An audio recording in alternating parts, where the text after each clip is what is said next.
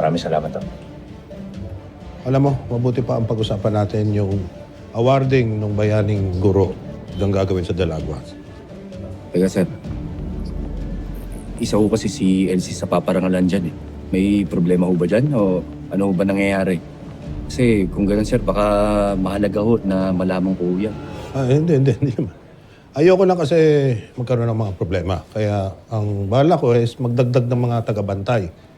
Darating din si Mayor Clavio. Kaya gusto kong sigurado, ligtas lahat.